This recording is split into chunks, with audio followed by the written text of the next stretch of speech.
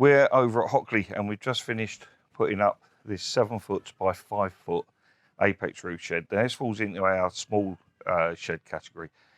Anything up to about a 10 foot by 6 foot, we refer to it as a small shed.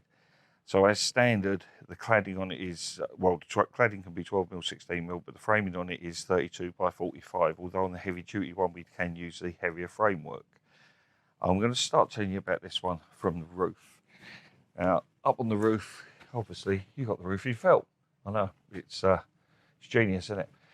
The roofing felt is 2 kilogram per square metre green mineral felt. It means it's got sort of like a bluish green sort of finish to it. Now, the roofing felt that we use is it's polyester based, which means it's got threads running through it, running through that way and running through that way. And that's a bit like gaffer tape. The threads make the felt behave like gaffer tape, and it stops it from ripping so easily. The fibre-based felt rips a lot easier than this does. The edge of the roof here, you can't see it, but I promise you, if I swap hands, you might be able to see. If I pin it down, you can see that that's actually going round. Now, the problem with roofing felt is if you bring it around here and you come down the right angle, then along here, you've got a stress line, and the felt's quite likely to rip along the stress line. It just fractures and then rips. We round our roofs over so that it comes down, it's rounded over just here. The felt then goes down, it relieves that stress line along there, makes it less likely to rip. So that's the roof. It's 2 kilogram per square metre green mineral felt. We use the wooden trims along there. We think it's a bit neater. So that's that. You've got wooden fascias going up, and you've got a pretty little diamond on top there. So on the door of the shed, you've got 3 10-inch zinc-plated hinges. You've also got zinc-plated staple and hasp and zinc-plated turn button. The turn button's just to keep the door shut. Staple and hasp, obviously, you put the padlock through that, and that keeps it shut, keeps it locked for you. I was going to say keeps it shut. The door of the shed, you can see it's all edged and braced, so that door shouldn't drop. Never know your luck, but it shouldn't drop. The roof of the shed, you can see there, the roof of the shed is all tongued and grooved. And if we go down to the floor, you can see the floor likewise is all tongued and grooved. So on our bigger sheds, we use 18mm exterior ply.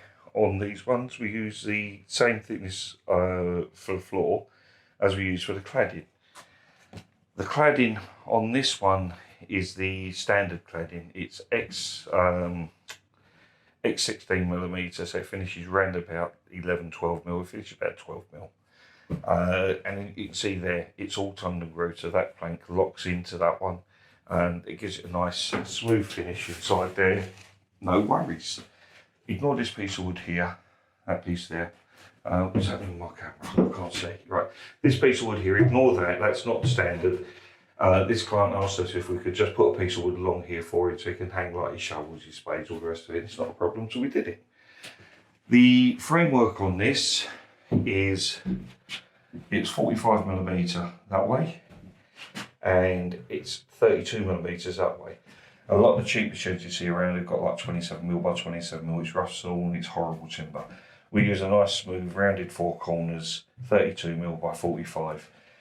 In English, 45mm is roughly 1 3/4 that way, and 32mm that way is about 1 1/4. The roof has got these beams running through it. These beams are literally just to tie the roof together. The strength of the roof is in that direction there. The height of the shed at that point there, let's put the camera back up again, there we go. At that point there, going down to the bottom, the height there is roughly 6'6". We can make it taller if you want it taller, not a problem. The height at the eaves here, at the lowest point internally, just here, oh, flipping camera, I have to keep messing about with the tilt. The height of it just here, so from there down to the floor, you're looking at 6 foot, so you've got normal sort of headroom there. On 5'10", you just walk through. Not a worry, you're not going to bang your head on nothing in there, unless you're really tall, in which case you will.